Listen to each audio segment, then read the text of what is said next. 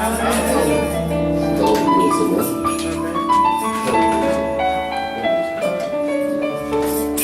Prions le Seigneur. Éternel Dieu des armées, notre Père, notre Roi. Nous venons devant toi, Seigneur, avec notre cœur incliné, pour te remercier pour tes bienfaits, pour ton amour, et pour tout ce que toi tu es pour nous, Seigneur. Amen. Par ta grâce, tu as permis que nous puissions nous rassembler ensemble, Seigneur. Et dans ton plan, il n'a jamais été permis qu'un homme puisse parler aux autres, Seigneur.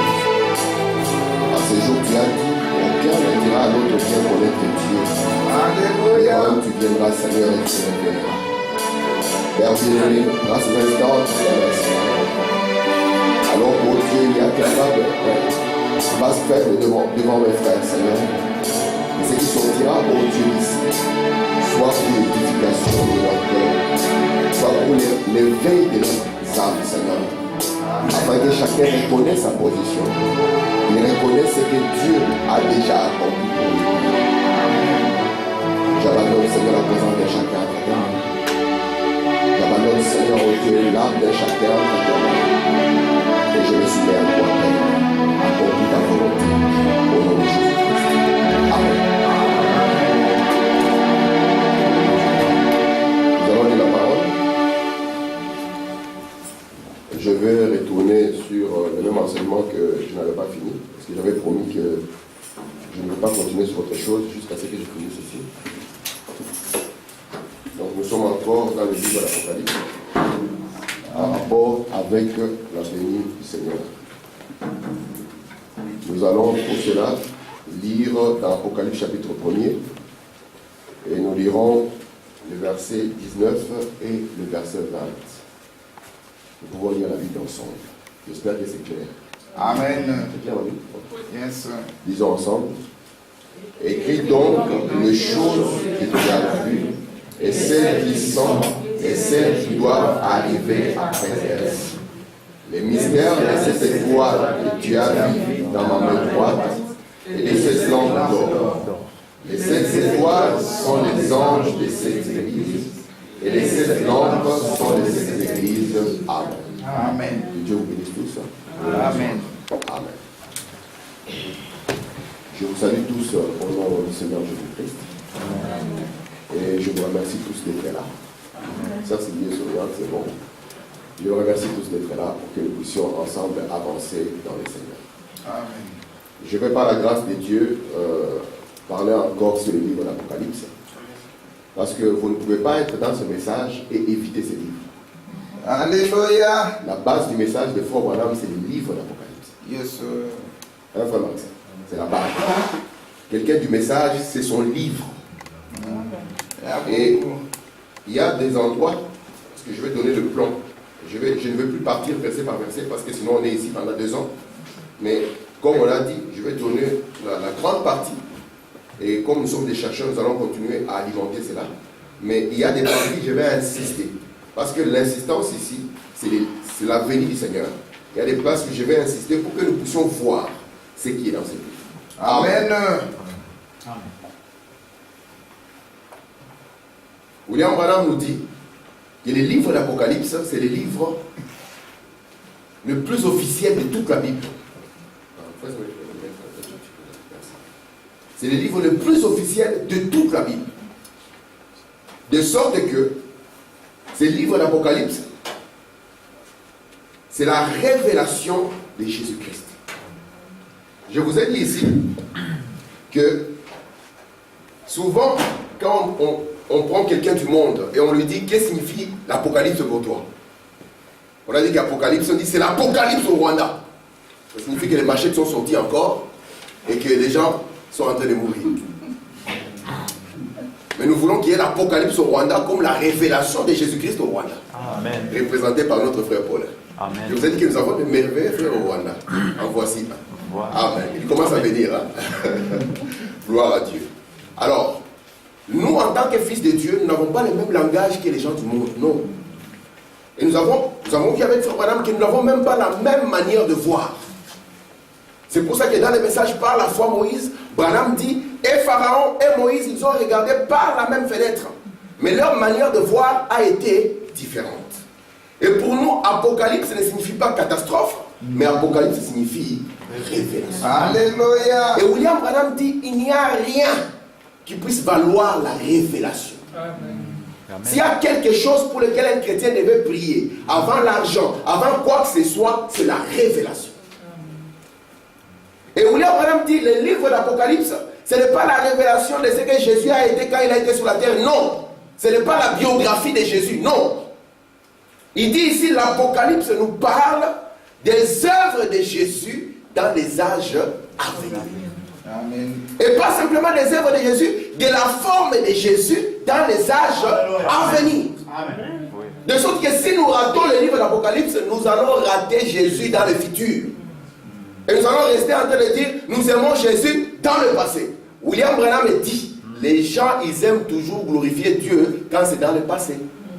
Mais voir ce que Dieu fait dans votre temps deviendra une pierre d'achoppement. Dieu ne change pas, ça a toujours été comme cela. C'est pour cela que lorsque Jésus est venu, il leur a dit, vous dites que vous êtes des disciples de Moïse, vous dites que vous avez Abraham pour père. Si vous étiez réellement cela, vous m'auriez reçu. C'est pour ça qu'aujourd'hui, si quelqu'un dit qu'il croit en Jésus et qu'il rejette cette révélation, nous savons que c'est faux. Amen. Et nous voulons parler ici de la révélation de Jésus-Christ, que Dieu lui a donné. Vous vous souvenez, on avait déjà développé ça. Comment est-ce que Dieu peut donner à Jésus la révélation? Nous allons dire que Jésus est Dieu. Et heureusement que nous avons William Branham qui peut nous éclairer là-dessus. Je commence par une citation. Je ne serai pas long aujourd'hui parce qu'aujourd'hui, je pose ma base. Je prends dans Apocalypse chapitre 1er, au paragraphe 95. Frère Branham dit ceci. C'est le livre le plus officiel de tous les livres de la Bible. C'est le seul livre sur lequel Christ a mis son sceau. Il débute par une bénédiction et se termine par une malédiction. Bienheureux celui, vous voyez celui, je l'ai mis en gras pour que vous puissiez voir. Ce n'est pas bien-aimé ce, c'est bien-aimé celui qui lit. Et maudit celui qui retranche quelque chose du livre. C'est le seul livre que Christ a écrit lui-même dans toute la Bible. Les 10 commandements ont été écrits de ses doigts, c'est vrai. Les Juifs se sont appuyés là-dessus. Et aujourd'hui, c'est quoi? L'Apocalypse. Donc, si nous ratons l'Apocalypse, nous ratons le livre que Jésus a écrit lui-même. Lorsqu'il avait écrit, les Juifs ont pris ça. Ils se sont appuyés là-dessus. Aujourd'hui encore, il a écrit. Et nous, nous devons aussi nous appuyer là-dessus. La révélation. Amen. Frère Benjamin, la révélation, c'est plus que tout. Parce que la révélation te montre la chose que les autres ne voient pas. C'est vrai. Je vous donne un exemple. Si nous tous, nous devons aller à la gare, mais à 5 minutes que le train arrive, vous avez la révélation que ce train ici va connaître un accident. Et qu'on dit que c'est le dernier train. Les gens vont se battre pour entrer dedans. On va vous voir au coin là-bas. Vous empêchez, ne n'entrez pas. Mais pourquoi? Parce que vous, vous avez vu ce qu'eux n'ont pas encore vu. Amen. La révélation, c'est quelque chose de capital. Et William Branham nous montre que quand nous n'avons pas la révélation, même les décisions de notre vie seront chaotiques. Parce que William Branham dit, à la place de Moïse, comment est-ce que vous allez accepter de devenir un esclave là où vous avez la place de roi? On dirait que vous êtes faux. Il faut vraiment dire, beaucoup de jeunes gens étaient prêts, s'ils étaient à la place de Moïse, de dire d'abord, nous passons par le trône. Mais Dieu a sa manière de voir. Et il veut amener ses enfants dans cette manière de voir. Amen. Apocalypse 1, 19 dit, Jean, ce que tu vois, écris-le. Souvent on dit, Apocalypse c'est des gens. C'est une manière de le dire. Mais Jean n'est pas l'auteur de ces livres. Jean, il a écrit simplement chaque chose qu'il a vue. Yes. Et la Bible nous dit, heureux c'est lui qui lit, et ceux, beaucoup, qui entendent. Il faut maintenant prendre l'écriture.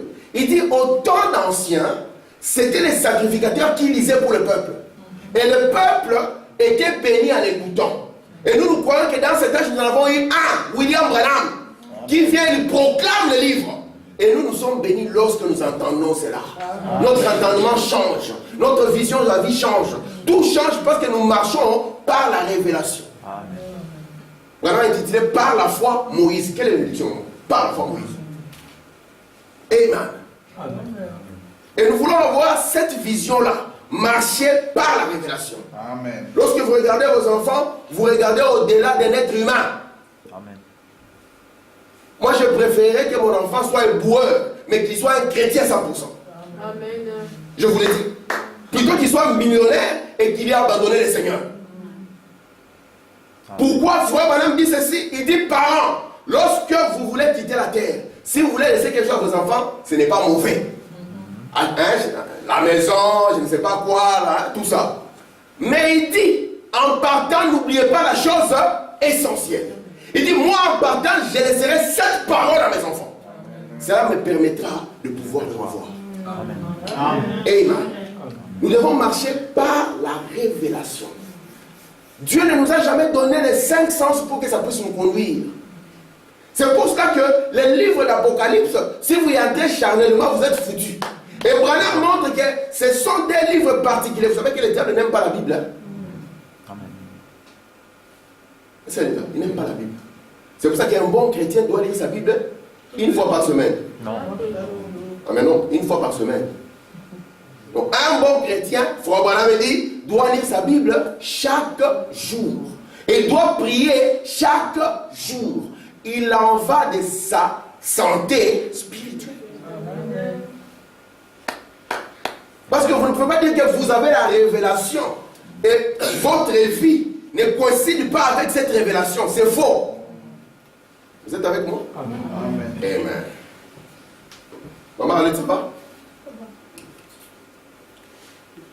On a bu notre cadeau du que Dieu te bénisse. Alors, je prends Apocalypse chapitre 4, je continue dans la citation. Voilà, me dit ceci. Le livre d'Apocalypse contient plus de symboles que tous les autres livres de la Bible. C'est symbole après symbole. Et Branham nous a prêché le message Apocalypse, c'est livre de symboles. Mais maman Jeanne, il n'y a que symbole après symbole. On te dit il a vu une bougie. Lorsque tu crois que c'est une bougie, on te dit que c'est un livre. C'est ça le livre d'Apocalypse. C'est pour ça que quand les gens le prennent, ils deviennent fous.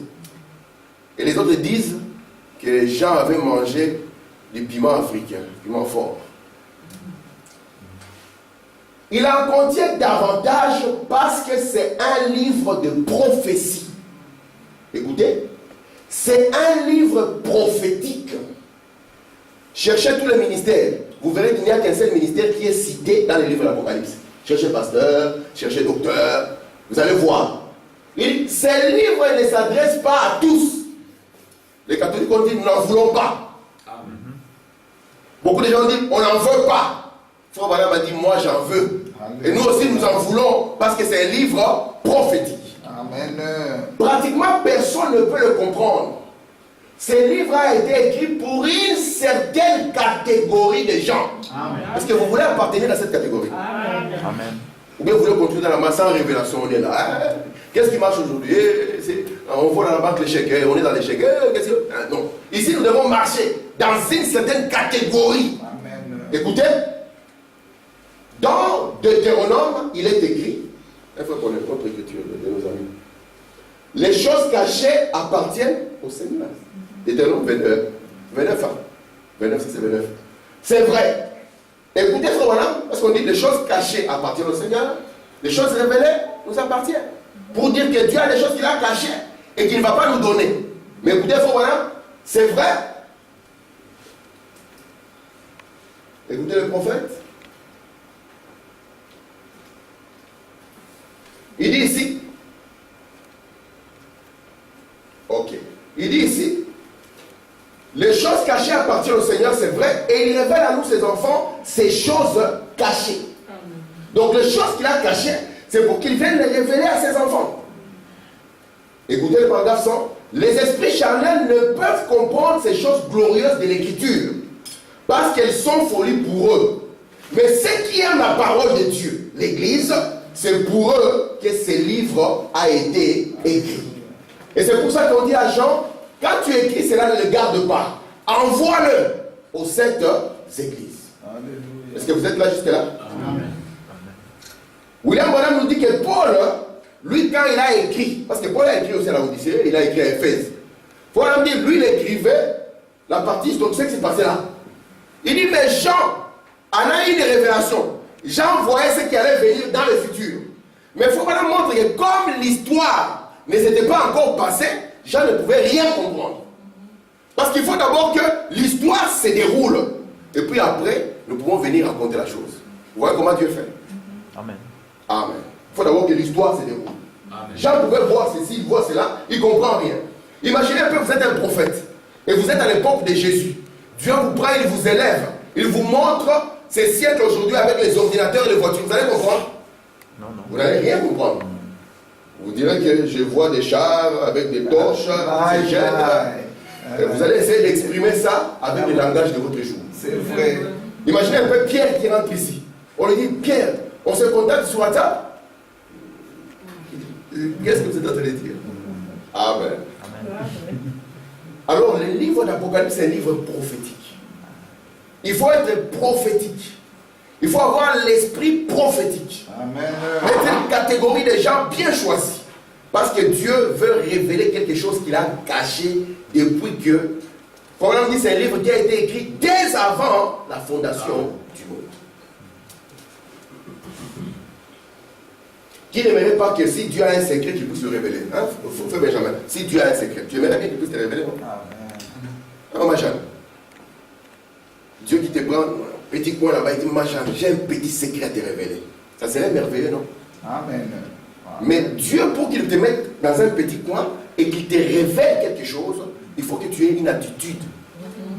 Il y a une attitude bien déterminée que tu dois avoir pour que Dieu te donne accès à ce qu'il a. Yes, sir. Amen. Et souvent, quand on nous a prêché le message, attitude et qui est Dieu. Souvent, nous manquons beaucoup de choses, c'est à cause de notre attitude. C'est vrai. Amen. William Branham montre que Jésus était le pasteur de la famille de Lazare. Vous savez ça, non? Amen. Et que la famille de Lazare avait quitté beaucoup de privilèges pour suivre Jésus. Et il est arrivé que Lazare, lorsque Jésus a quitté la maison, c'est pour ça que nous avons intérêt à ne jamais laisser Jésus quitter notre maison. Parce que quand Jésus quitte la maison, le problème commence. Lazare n'était pas malade aussi longtemps que Jésus était dans la maison. C'est quand Jésus est parti que les ennuis ont commencé.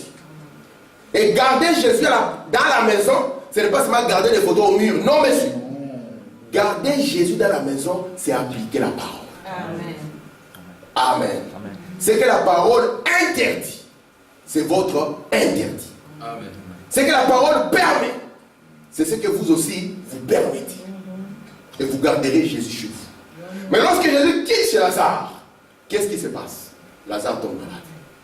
Quand Lazare tombe malade, premier réflexe, appelons le pasteur. Au temps de Jésus, il n'y a pas de Jésus.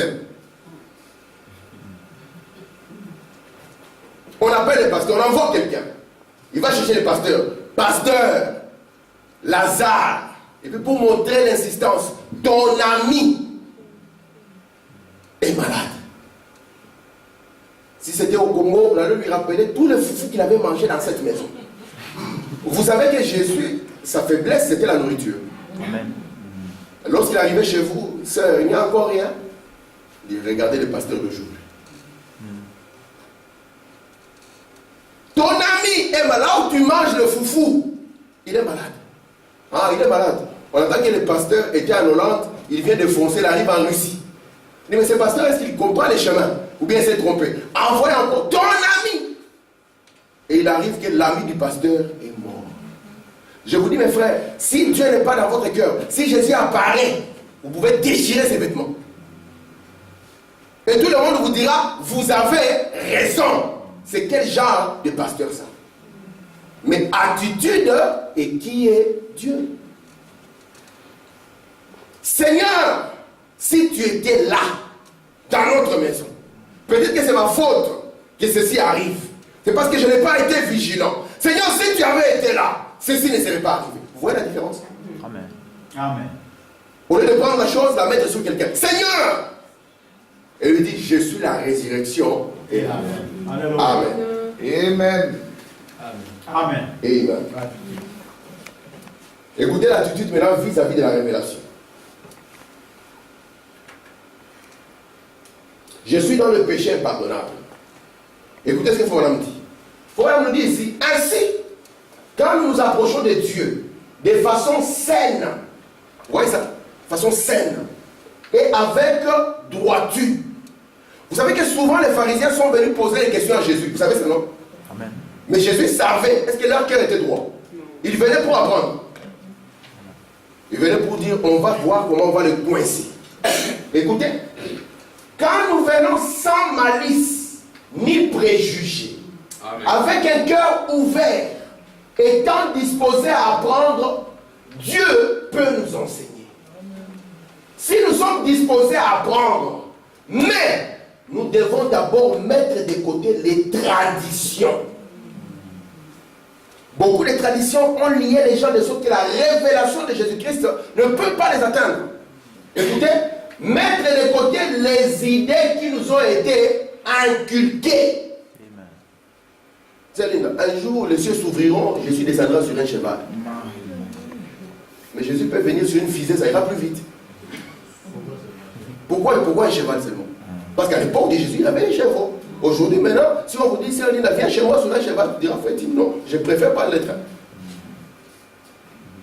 Ou là, madame dit, nous devons faire attention avec les idées qui nous ont été inculquées et les traditions.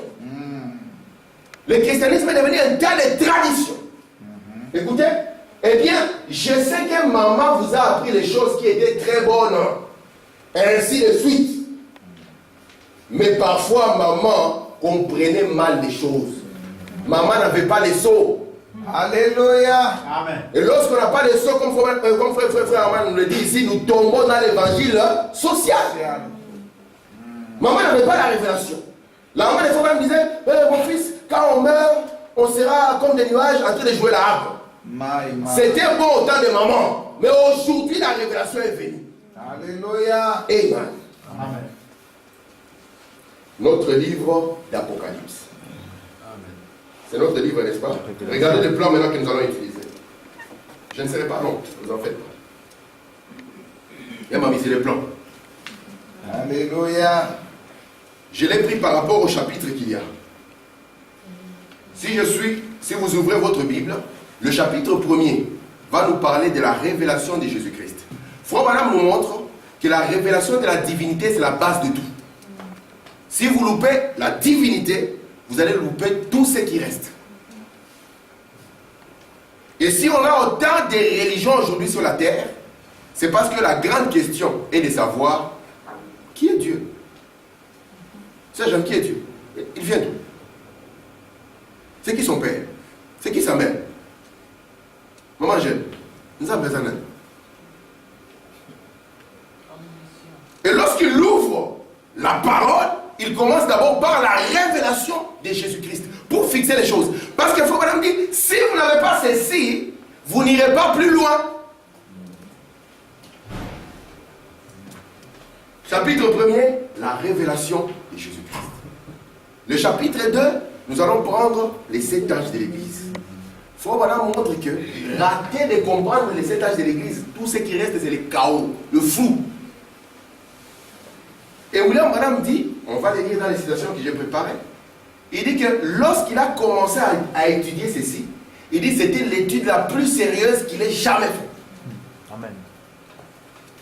Donc nous allons prendre le chapitre 2 et le chapitre 3. Ça va nous parler des 7 périodes de temps qui ont caractérisé Dieu visitant les nations. Et il est pour nous important de comprendre cette partie. Parce que durant cette partie, c'est là où nous allons comprendre le mystère de Christ et le mystère de l'Antichrist.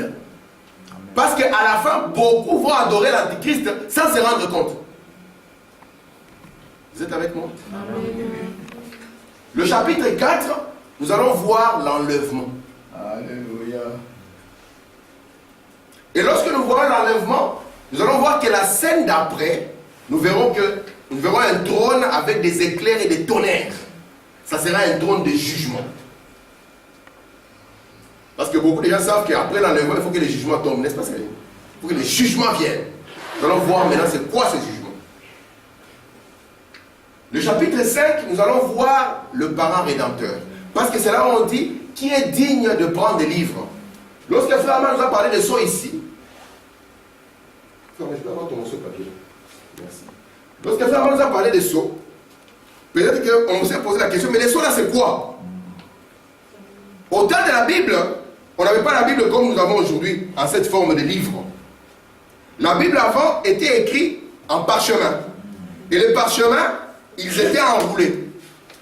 Donc quand on les enroulait, c'est comme vous écrivez à quelqu'un, vous l'enroulez, vous êtes quelqu'un d'important, et vous allez mettre votre sceau. De sorte que la personne destinataire, c'est elle seule qui peut la lire. Si quelqu'un essaie de lire un chemin, il doit d'abord briser les sceaux. Et s'il fait arriver une lettre avec le sceau brisé, on dira tu as une lettre qui n'est pas la tienne. Donc là maintenant on va nous parler d'un livre qui est scellé des 7 sceaux. Mais avant cela, on va nous dire il faut que les sceaux soient brisés. Il faut qu'on lise ce qu'il y a dans les livres. Parce qu'il s'agit d'un secret que Dieu a caché et que nous devons connaître. Est-ce que c'est clair? J'essaie d'aller vraiment tout doucement pour que tout le monde voit. Il ne faut pas rater l'occasion. C'est l'occasion ou jamais. Sinon, le livre d'Apocalypse, on met ça de côté. Regardez. Et c'est là où la voix nous dit qui est digne, qui est digne. Nous sommes dans Apocalypse chapitre 5. Même des musiciens ont composé des chansons. Jésus est digne, il est digne. Amen. Ok. Quand nous arrivons à Apocalypse chapitre 6 jusqu'à Apocalypse chapitre 8, 1, c'est là où nous allons voir les 7 sceaux.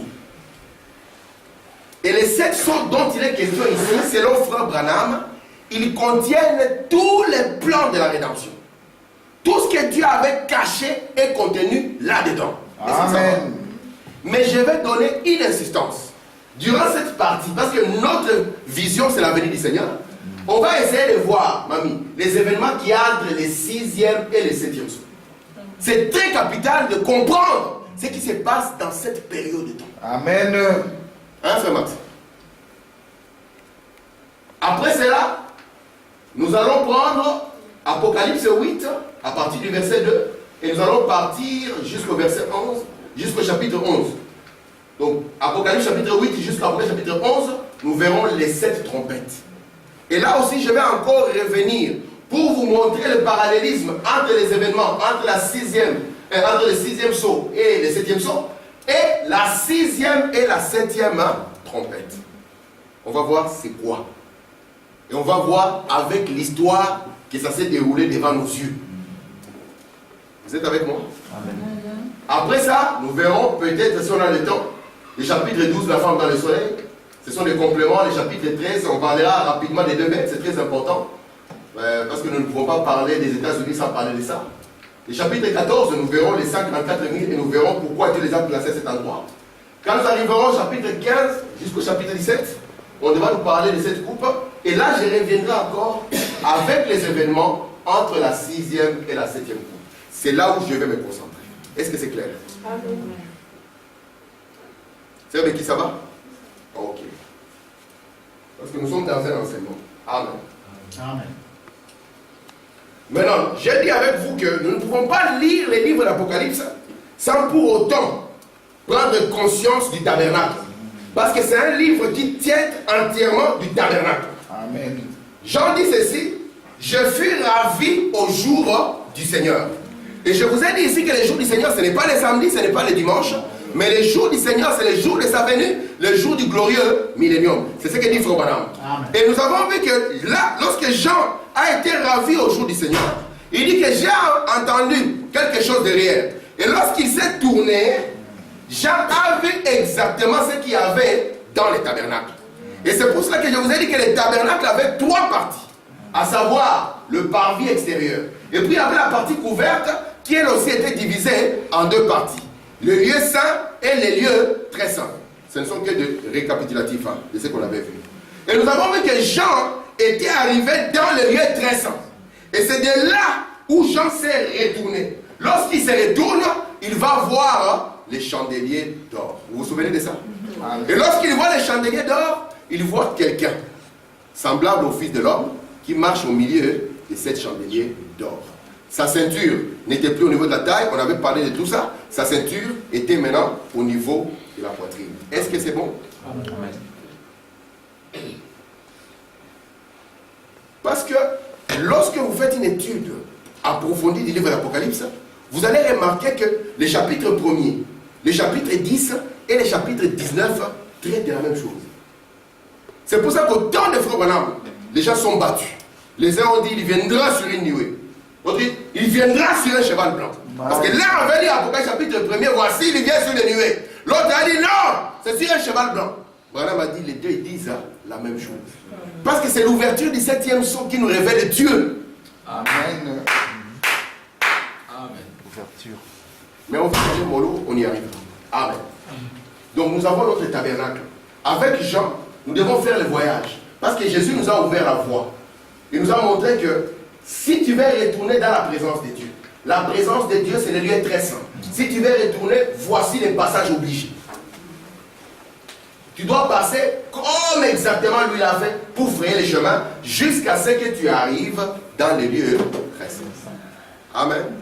Et quand tu arrives dans les très saints, là il n'y a pas de pourriture. William Branham dit c'est la vie cachée avec Dieu. C'est la vie intérieure. William Branham dit Dieu vous donne les repos. Et il a dit pas les repos pour votre chair, mais les repos pour votre âme. Amen. Parce que la chair c'est le méchant, il aura le repos comme lui. Dieu a dit à Adam, tu mangeras la sueur de ton front. Et Paul est revenu, il a dit, si tu ne veux pas travailler, tu vas mourir de faim. Amen. N'est-ce pas que c'est vrai? Amen. Continuons. Est-ce que jusque-là vous me captez? Parce qu'aujourd'hui, je mets ma toile de fond. Je serai content quand je vais arriver à mon 6e saut. Écoutez Frère Branham dans Apocalypse chapitre 1er. Il dit ceci. Remarquez que c'est aussi l'accomplissement des Écritures, le livre d'Apocalypse. L'accomplissement complet. Il est placé au bon endroit à la fin de la Bible. La révélation quant à sa situation est placée au début.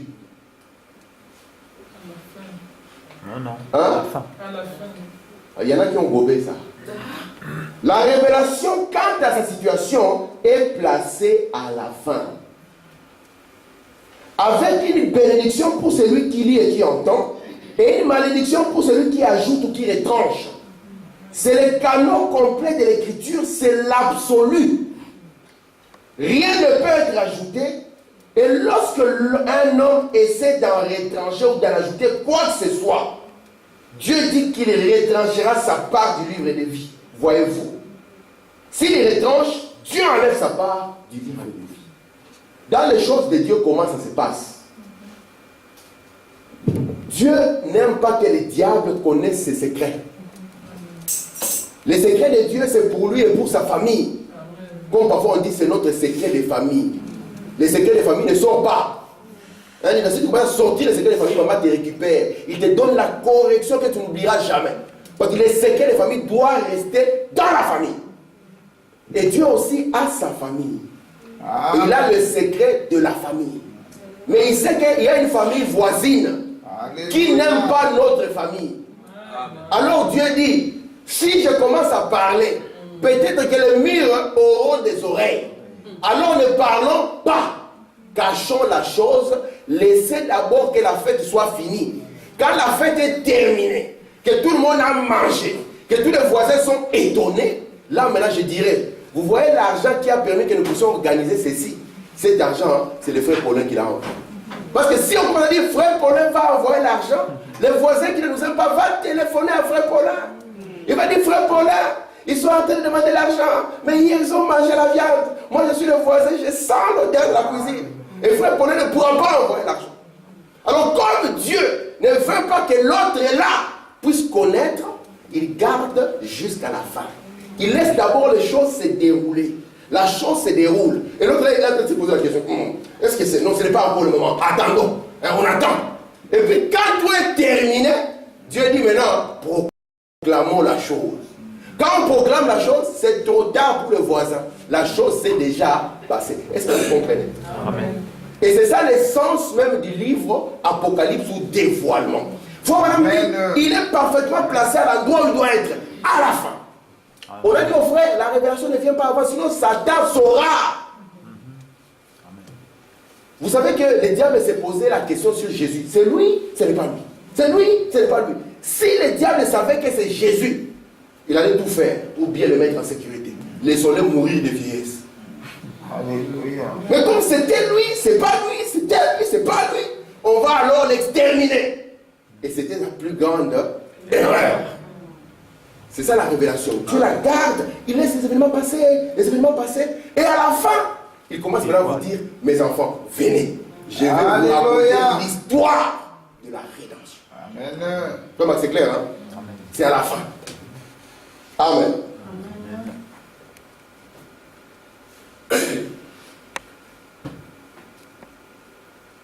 J'avance. Merci Seigneur. Je prends encore une quinzaine de minutes, puis on va vous libérer. Apocalypse chapitre 1er, paragraphe 24. Dans l'Apocalypse, c'est ça la manière d'étudier les livres que le prophète nous donne. Les 3 premiers chapitres traitent de l'Église. Puis l'Église disparaît. Amen. Et nous ne la voyons plus jusqu'au temps de la fin. Maman Esther pose la question. Mais frère-t-il, Apocalypse 17, ne s'agit pas de quelque chose concernant l'Église?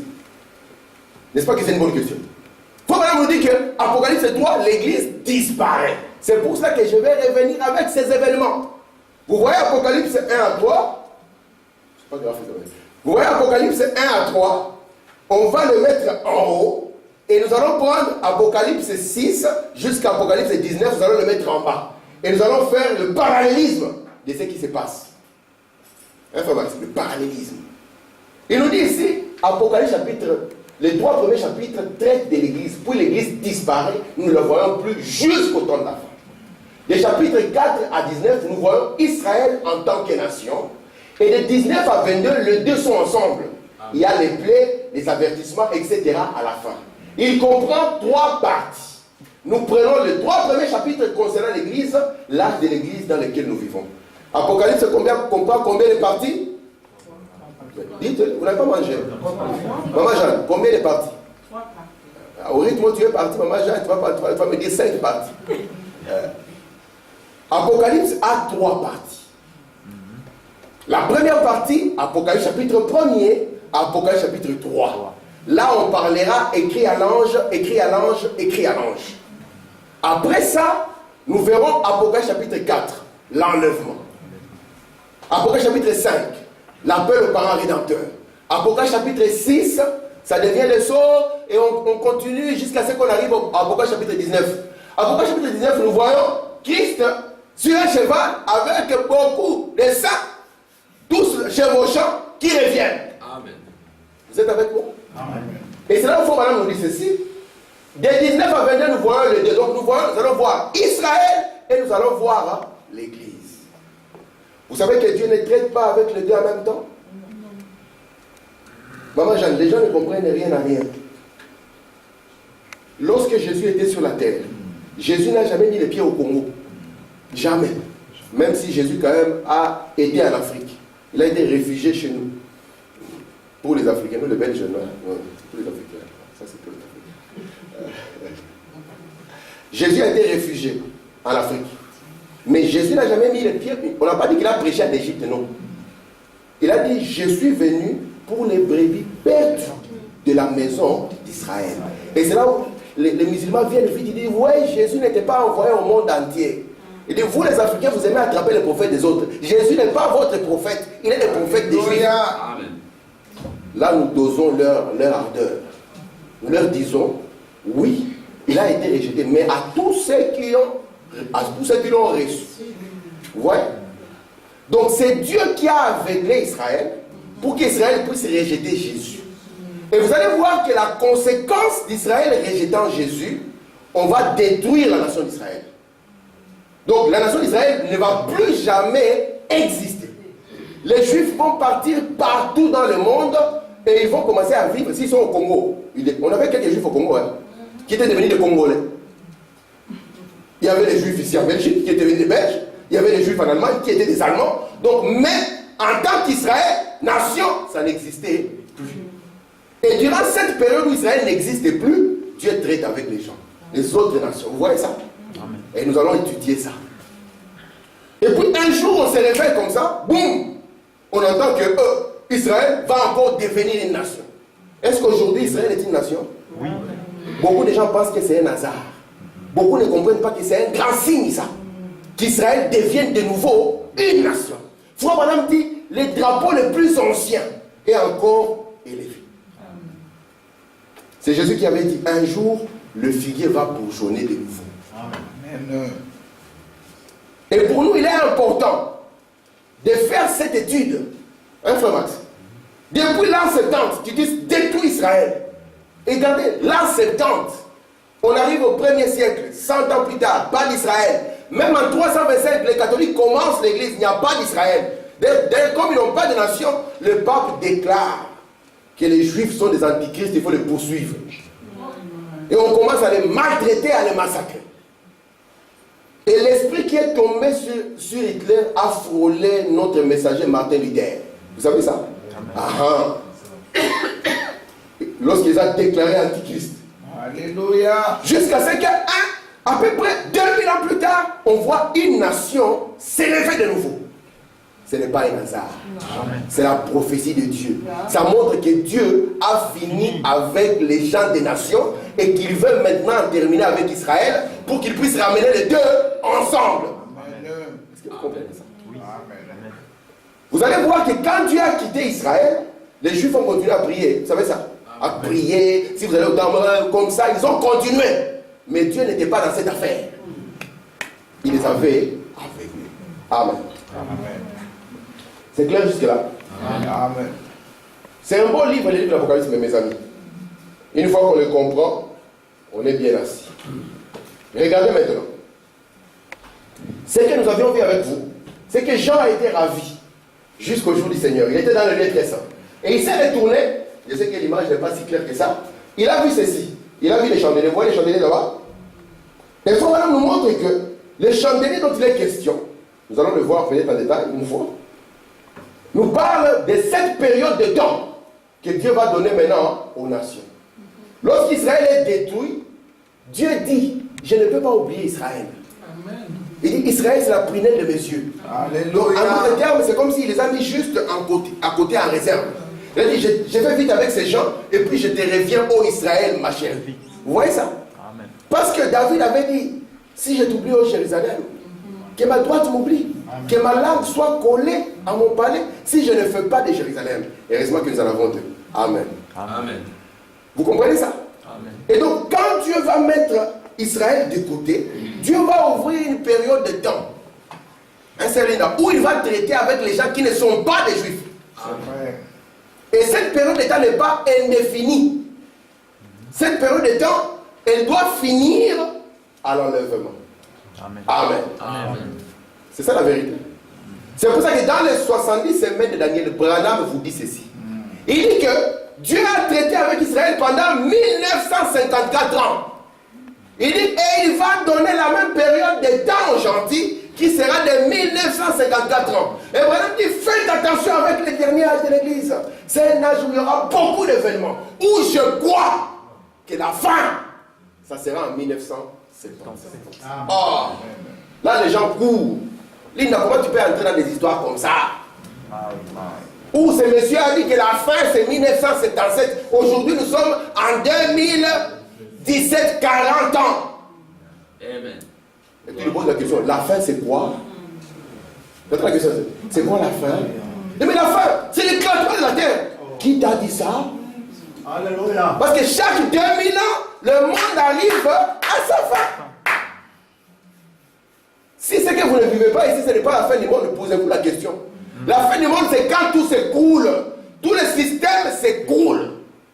Amen. La religion, par terre. Yes, sir. D'abord, la religion, ils ont touché les bas-fonds. Les bas-fonds. Si vous voulez voir ce que vous ne pouvez même pas voir dans un meeting politique, entrez dans les églises. Imposition de pieds, je ne sais pas quoi, et tout ça. Mais on impose les pieds aujourd'hui. J'aimant, c'est ça qu'on dit j'aimant. Et des papas qui n'ont pas pitié des mamans, qui écrasent la maman comme ça avec son pied. Imposition de pied. Parce que là, en fait, quand Dieu finit, tout tombe dans les chaos. Vous vous souvenez pour ceux qui étaient là le vendredi, lorsque nous avons écouté notre prophète béni, dans l'invasion des États-Unis. Il a dit, je regarde ce qui se passe dans l'histoire d'Israël pour voir ce qui va se passer aujourd'hui. Il dit parce qu'Israël a connu les 7 périodes aussi, comme nous connaissons les 7 périodes. Il dit, vous voyez, la fin de cela, ils ont fini dans les âges des ténèbres avec une Jézabel en Israël. Amen. Et un Akab. Écoutez, frère madame, Akab, un croyant frontalier qui essayait de vivre sur la réputation des croyants anciens. Ce n'est pas ce que nous avons aujourd'hui, papa. Amen. Ah, le message qu'on avait commencé, ça c'est les réputations des autres. Alléluia. Quelle est notre réputation aujourd'hui? Amen. On a fait des grandes personnes, Bosson frère, Branham frère. Mais toi mon frère, c'est toi la continuité. Amen. Alléluia. Akab a dit, vous avez le roi David, Salomon. Frontalier. Amen. Mais quelle est notre part? Nous ne pouvons pas vivre sur la réputation des autres. Nous devons avoir notre réputation. Amen. Frère Madame dit, là où les autres ont payé les grands prix, nous n'irons pas au ciel sur les lits de la facilité. Amen. Comme je dis toujours avec des cicatrices, de bois et sang. Non.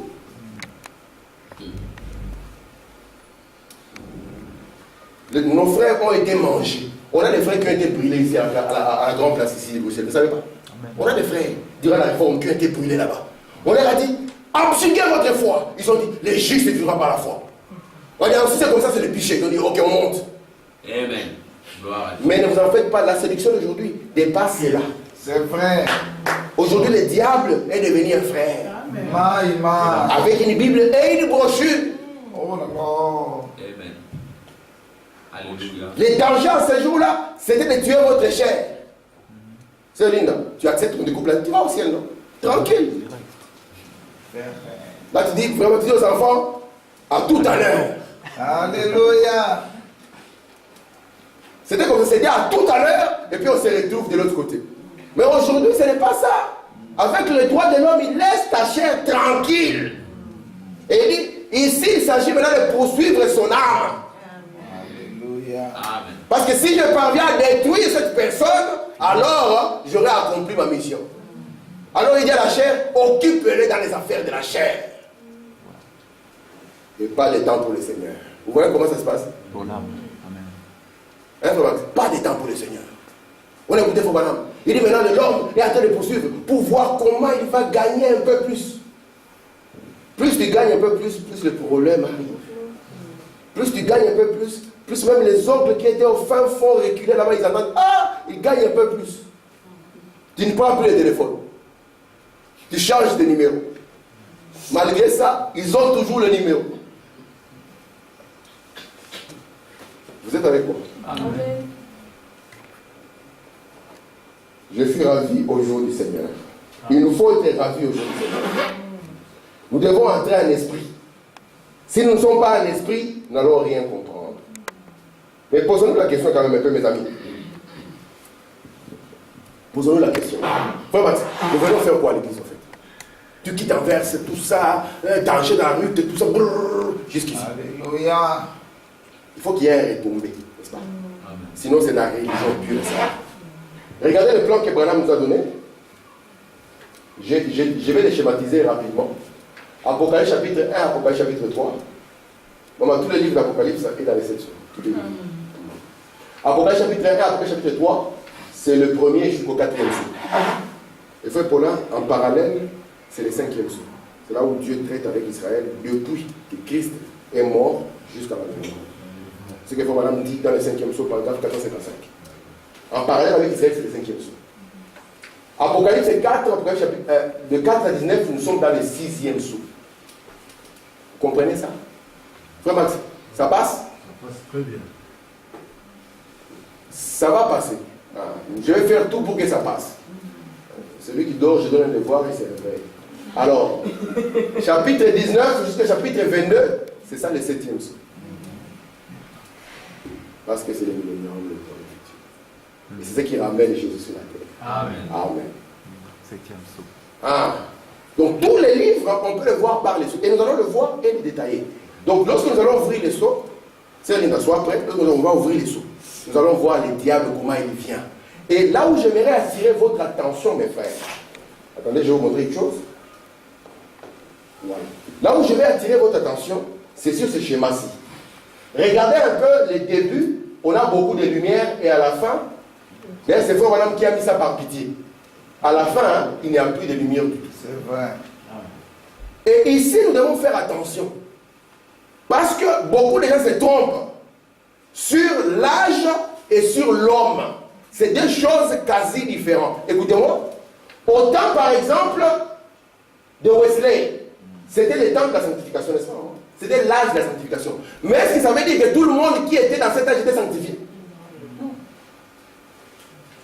Tout le monde qui était dans cet âge, ça ne veut pas dire que si c'était l'âge de la sanctification, que tout le monde qui est dans l'âge est sanctifié. Non! C'est le royaume, frère. Ça ne veut pas dire que tu es dedans. Vous êtes avec moi? Je vais revenir. Voilà, c'est notre schéma. Lisons ici ce que le prophète va dire, alors que je me dirige vers la fin. Il dit, le présent volume, même s'il traite de plusieurs doctrines, c'est dans l'exposé d'introduction. Le baptême d'eau, la divinité et tout ça, dont il est question dans les chapitres 1 à 3 de l'Apocalypse, a pour but principal de fournir une étude détaillée de cet âge de l'Église. Cette étude s'impose comme préalable à celle du reste de l'Apocalypse, car des âges sortent les sceaux sortent les trompettes sortent les couples. Donc si nous ratons les âges, nous avons raté toute la suite. Écoutez la dernière citation. Comme cette étude allait être l'étude la plus sérieuse que j'ai jamais entreprise jusqu'à présent. Écoutez, frère madame, il va commencer à étudier. J'ai cherché Dieu pendant des jours pour qu'il m'accorde l'inspiration du Saint-Esprit. Amen. Ce n'est qu'ensuite que j'ai lu les passages bibliques qui traitent des âges de l'Église. Et que je me suis plongé dans les nombreux livres d'histoire de l'Église écrits par les historiens les plus objectifs que j'ai pu trouver. Dieu n'a pas manqué de répondre à ma prière. En effet, pendant que je lisais la parole et les livres d'histoire, le Saint-Esprit m'a permis de voir apparaître un schéma qui se répète immanquablement au cours des siècles jusqu'à l'époque présente au dernier jour. Notre prophète, lorsqu'il était en face de cette responsabilité, Branham a commencé à prier. Vous savez que Branham, pour rencontrer les 7 anges, il ne venait pas d'un cabaret. Amen. Branham, pour rencontrer les 7 anges, il ne venait pas du stade surchauffé par un match de football. Il n'était pas allé saluer un joueur qui venait d'être transféré par 229 millions d'euros. Vous êtes avec moi? Amen. Branham il dit, je veux faire une étude sérieuse. Parce que, souvenez-vous, là où il y a la pierre, le serpent n'est pas loin. Amen. Je vois la trace du serpent sur le rocher. Ce n'est pas loin. Alléluia. Que si vous voulez entrer simplement, vous risquez de devenir intellectuel et vous produisez les œuvres du diable. Branham dit, j'ai pris mon temps, cherché le Seigneur pendant 2 jours avant de commencer même à lire ni la Bible ni les livres d'histoire. Il commence à chercher la face de Dieu. Dieu prend Branham. Il dit, Branham, c'est bon, tu as marché avec le frère, maintenant sépare-toi. Et Branham dit, vous pensez que c'est facile, que je puisse quitter l'église qui m'aimait, que je puisse quitter mes amis pour aller dans l'arrière du désert là-bas, où on ne m'aime même pas. Et vous pensez que c'est facile pour Moïse de se séparer? Vous pensez que c'est pour Moïse, pour Paul facile de se séparer? Cette révélation, elle demande une séparation. Amen. C'est pour ça qu'on dit, c'est pour une certaine catégorie de gens. Amen. Sinon vous allez créer de grandes choses et vous produisez la honte. Mais lorsqu'on verra ça, on sait que c'est le diable. Parce que nous croyons qu'il était le bras droit de Dieu, dans sa puissance. Il était puissant dans sa prédication. Amen. Amen. Mais il avait un éclair, il n'avait pas d'éternel. Vous êtes avec moi? Amen. Branham, pour entrer dans ceci, il a cherché Dieu. Et puissions-nous, dans chaque pas de notre vie, marcher dans cette recherche constante du Seigneur. Amen. Gloire à Dieu. Amen. Nous ne pouvons pas baisser les bras. Il n'y a pas un temps où on peut baisser les bras. Quand c'est libre, je sais que c'est dur. Hein? Il n'y a pas à baisser les doigts. Pas baisser les bras. Et c'est pour ça que nous ne pouvons pas faire des compromis. Nous ne ferons pas des compromis. Il n'y a pas moyen de faire des compromis. Vous êtes avec moi? Amen. Il faut que ce que Dieu proclame, que nous puissions le proclamer. Et que nous puissions marcher constamment dans sa présence. Afin que rien ne puisse nous échapper. Parce que si quelque chose nous échappe, c'est notre âme qui est en danger. Et Jésus avait dit, je finis. Il avait dit, c'est mieux pour vous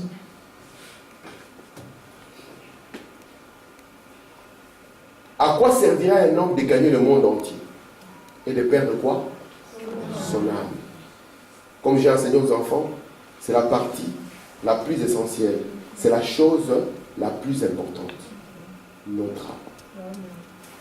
Et c'est pour ça que nous voulons plonger notre âme dans la révélation. Afin que nous ne puissions pas prendre les mauvaises décisions. C'est bon. Afin que nous ne puissions pas prendre les mauvaises décisions. Et que Dieu, par sa grâce, puisse nous garder. Vous êtes là? Amen. Le livre d'Apocalypse. La révélation de Jésus-Christ. On pose la question à Maman Jeanne, qui est Jésus? Maman Jeanne répond, un jeune frère qui est venu il y a 2000 ans en Galilée. Qui est Jésus? C'était un prophète. Qui est Jésus? Et Pierre dit, tu es le Christ, le Fils du Dieu vivant. Et là il répond, ce n'est pas la chair et le sang, c'est mon Père. Voici pourquoi Branham s'est retiré. Parce que ces choses, ce n'est pas la chair et le sang, c'est le Père. Que Dieu vous bénisse.